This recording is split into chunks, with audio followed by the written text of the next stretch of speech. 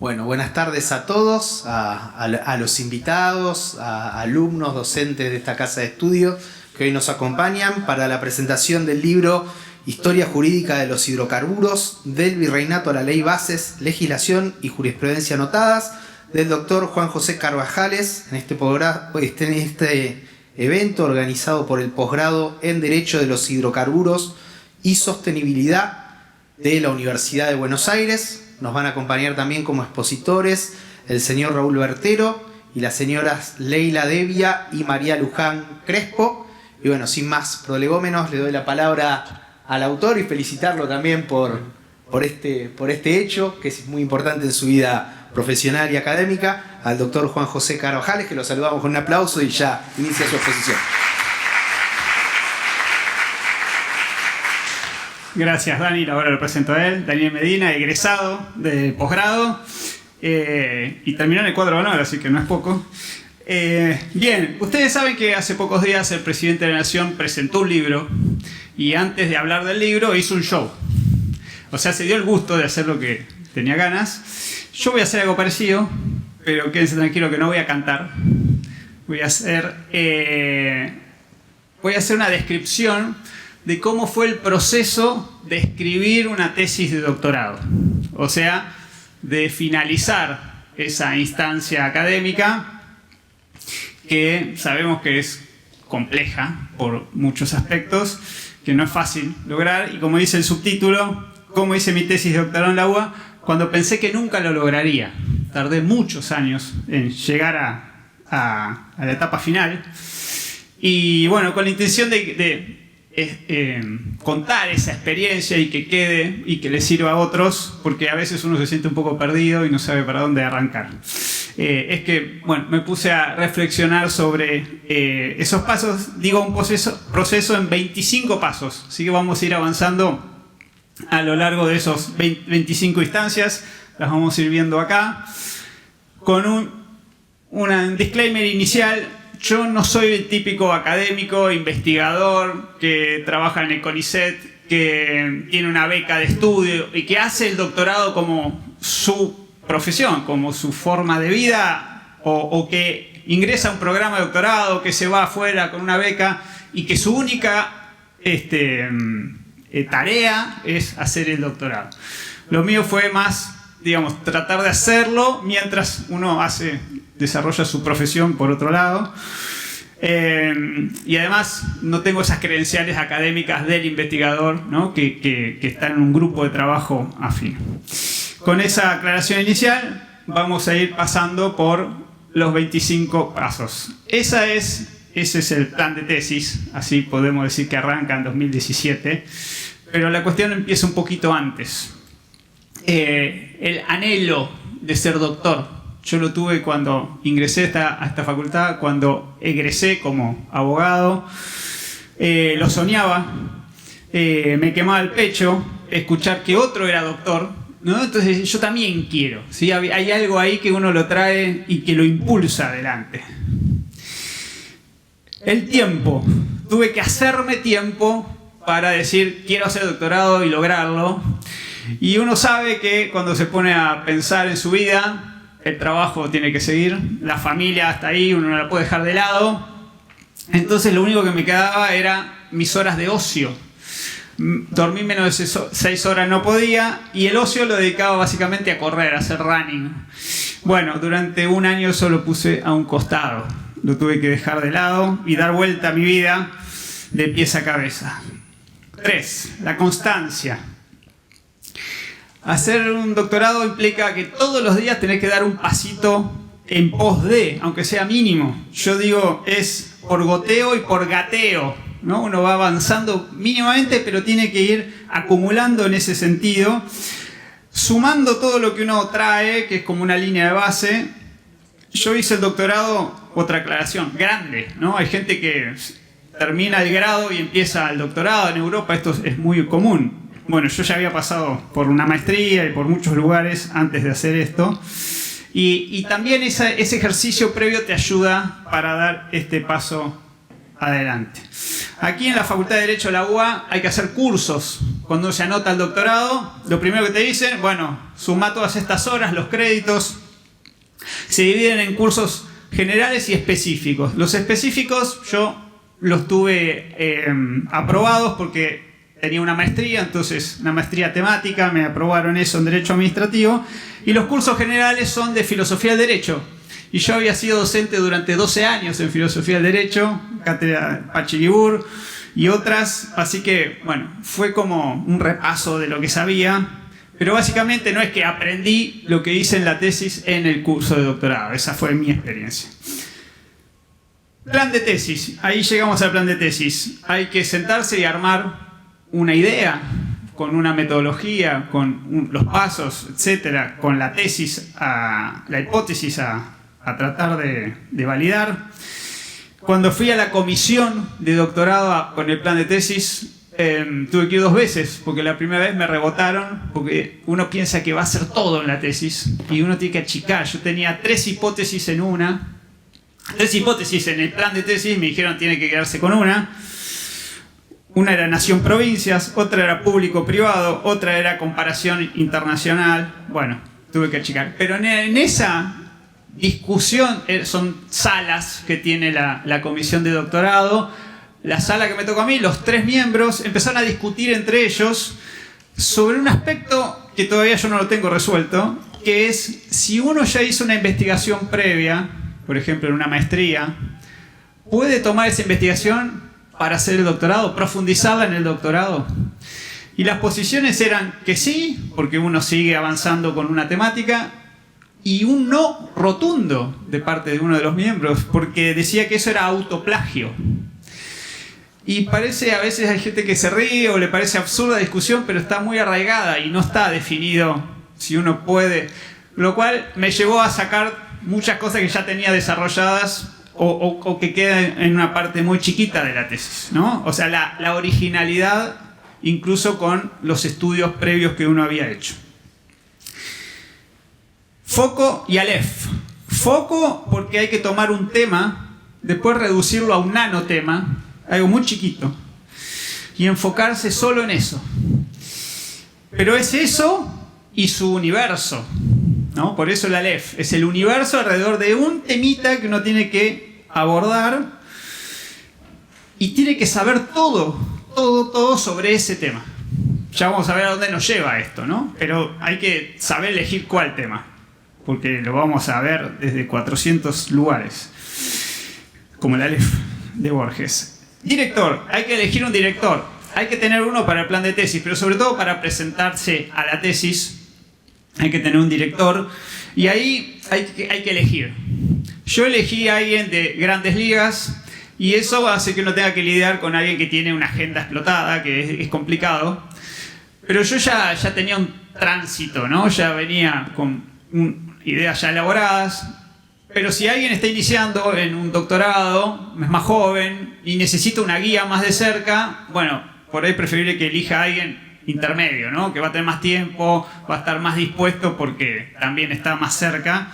Entonces ahí hay que elegir. Bien, segunda parte, organización. ¿Cómo me organizo para escribir la tesis? Bueno, ahí ven, vademecum de lecturas, lo primero que hice. Empecé a leer, agarrar las colecciones enteras, en este caso eran de Derecho Público, de Radem, y leer todo. Pero no era solo leer y anotar, sino ir armando resúmenes literales, o sea, sacar extractos e ir poniéndolos en ese vademecum, resaltando lo más importante, pero eso ayuda después a cortar y pegar. Tal autor dice tal cosa y yo lo puedo transcribir literal, y mi tesis tiene mucho eso, de los párrafos enteros así. Por ahí es un poquito más densa la lectura, pero está la voz de los autores, sin la intermediación de quien hace la tesis, que después tiene que decir algo acerca de, pero uno tiene ahí la voz directa de los tratadistas. 9. Problemas a abordar. ¿Sobre qué hacer la tesis? Bueno, primero tiene que ser un tema que a uno le inquiete, pero a la vez que lo motive a estudiar mucho sobre eso. Uno tiene que terminar enamorándose de ese tema porque después lo va a ver toda su vida. Y además los otros lo van a identificar a uno con ese tema. Entonces no se lo va a poder sacar nunca más. Y si uno logra llegar a ser alguien que entiende mucho de esa temática y además le gusta, bueno, es doble ganancia. Pero además hay que explicitar el porqué del tema. Y digo hay que explicitarlo cuando después uno escribe la tesis, ¿no? ¿Y por qué desde el punto de vista académico, desde el punto de vista profesional, si uno ya tiene recorrido, y desde el punto de vista personal? A veces hay circunstancias familiares, personales, de la propia historia de vida de uno que lo lleva a esa temática, y está bueno contárselo, no solo al jurado, sino a los que van a ser después lectores del libro. Ya vamos a hablar del libro, ¿sí? O sea, ¿cuál es el motor del tema de estudio? Metodología. Bueno, acá cada una es un mundo en sí, pero yo digo, bueno, la metodología tiene que poder ser replicable, observable.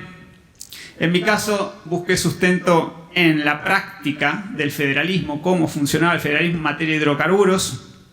Apelé a las fuentes del derecho, como nos enseñan en la carrera, a la norma jurídica, en este caso la Constitución y las leyes de hidrocarburos, los antecedentes, como la Convención Constituyente del 94, y los fallos, principalmente de la Corte, y la historia, que es lo que vamos a ver después en el libro, que es un desprendimiento de la tesis, ¿no? Poner definiciones conceptuales, bueno, todo eso en la parte metodológica. Yo no recurrí a entrevistas u otras fuentes, con eso ya es suficiente. Bien, teoría.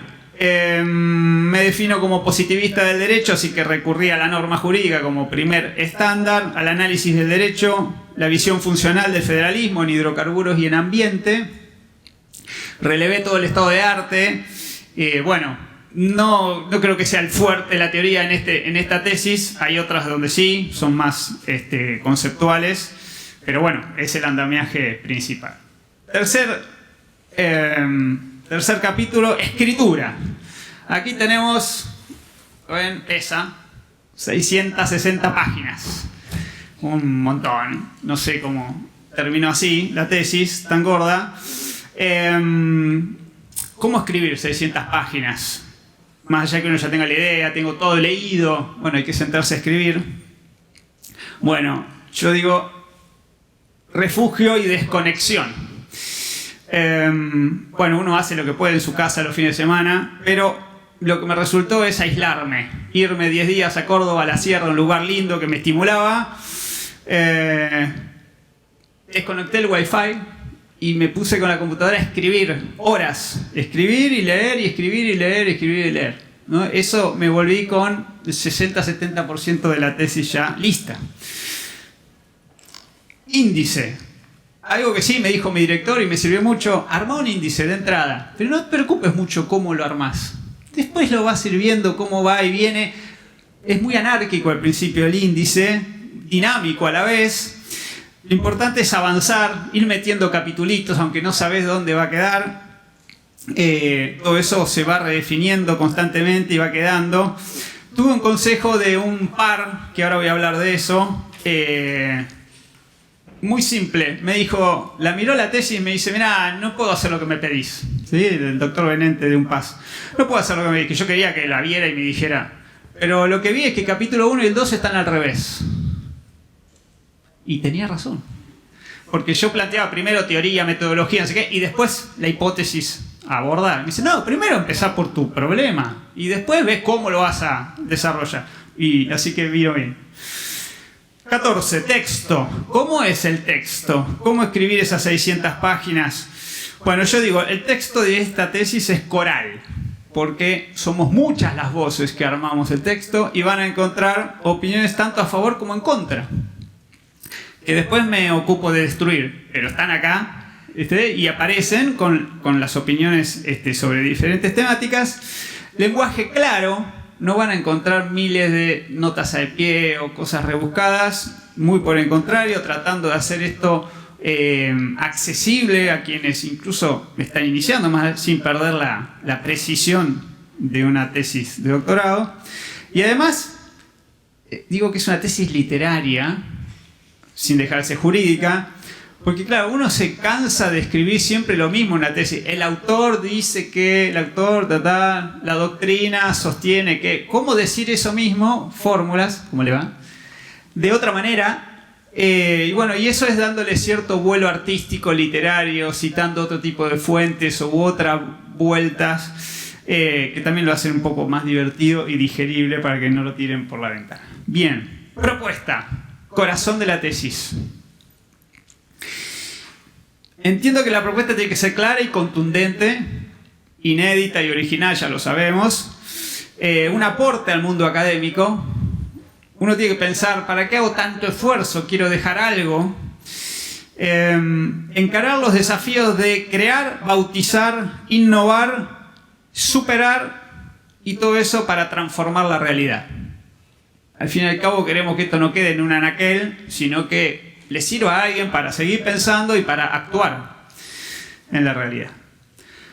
Tomé casos para la aplicación concreta de esa propuesta. Por un lado, una política pública energética, como es el Plan Gas, y por otro lado, una herramienta de gestión federal, porque hablamos de federalismo en hidrocarburos, y no es otra que YPF, la centenaria YPF. Así que son dos casos de aplicación de esa propuesta. La tesis termina con una postdata, algo que no es muy común, pero yo peleé porque varios no querían que apareciera, como tiene Borges en algunos cuentos, como Tronutbar. Puse un cuento en la postdata de Soriano, de Osvaldo Soriano, que habla sobre tres aspectos centrales para la tesis. El cuento se llama Petróleo, habla sobre la batalla del petróleo de Frondizi, las torres de YPF en Neuquén y la relación con su padre, que era supervisor de obras sanitarias de una empresa pública, y todo eso a mí me interpelaba mucho, así que la tesis termina con una postdata. Pares. Cuando ya la tesis más o menos la tenés y no sabés si ya está para entregar o no, alguien me recomendó, dáselo a algunos pares, a algunos colegas. Dales una parte de la tesis, que la miren y te hagan una devolución.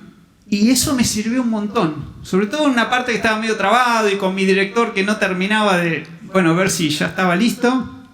Me pasó eso que les conté, que me dijeran esto está al revés. Bueno, acá está Marita y otros colegas que vieron algún capítulo y me dijeron, bueno, tal vez agregale este fallo o este texto.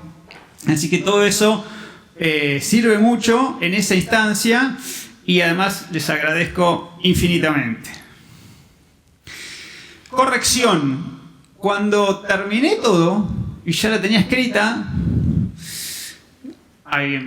obsesivo hasta con las comas, decidí que 4 ojos ven más que 2 y contraté a una correctora, una licenciada en letras, Norma, y a la par fuimos releyendo todo. Ella hizo su trabajo y yo releí todas las 600 páginas y fuimos anotando todos los defectos ortográficos, de estilo, de tipo de lenguaje, de presentación. Eso me sirvió muchísimo, ya mirando solo lo formal, o sea, releer la tesis desde lo formal,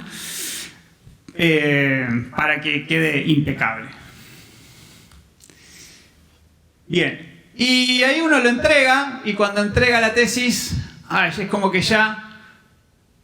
Bueno, se entrega uno, ¿no?, a los demás. Y viene la etapa de la defensa. Pero para llegar a la defensa, que es esa imagen que ven ahí, primero tiene que pasar otras instancias que son propias de la facultad, ¿sí? La tesis va a la comisión de doctorado. La comisión de doctorado tiene expertos en el área. En este caso era Derecho Administrativo, aunque la tesis es más Derecho Público Constitucional. Pero bueno, quedó en ese área. Uno de esos expertos se la lleva, al tiempo vuelve a la comisión y lo único que dice es ¿está ok o no está ok? Y si está ok, ahí conforman un jurado de 3 miembros, se la llevan y esos jurados hacen o devuelven cuestiones a mejorar, a corregir o lo que sea, o dice simplemente pase a la defensa, ¿sí? Yo ya tenía 2, después de 6 meses tenía 2 de esos y el tercer jurado no resolvía y finalmente renuncia a ser miembro del jurado. así que hubo que convocar al suplente que dijo de entrada que no podía, así que hubo que volver a la comisión de doctorado y nombrar otra más. Por suerte, una doctora muy eficaz, resolvió muy rápido y ahí llegamos a la defensa. Cuando llegamos a la defensa, uno se prepara haciendo diferentes cosas. Yo hablo del, bueno, ahí estoy, ese día, el scouting bilardista.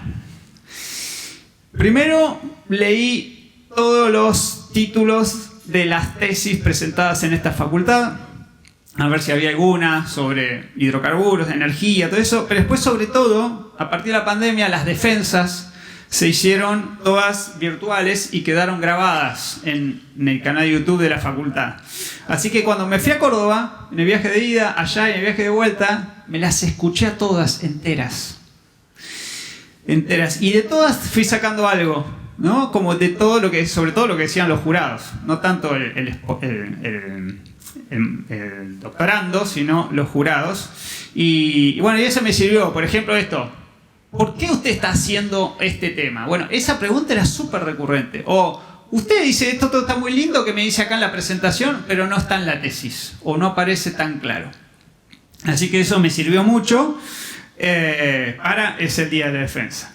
Y después la relectura, ¿no? 600 páginas, uno las escribe, va por partes, capítulos, pero después tiene que tener todo fresco para el día de la defensa.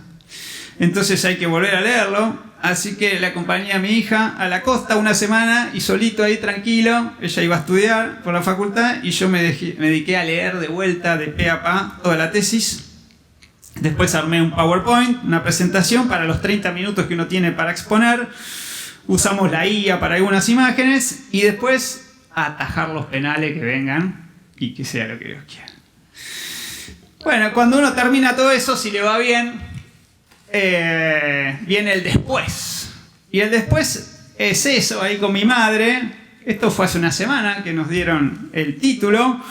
Mi madre dice siempre el papelito. Siempre nos dijo el papelito, hijo, el papelito.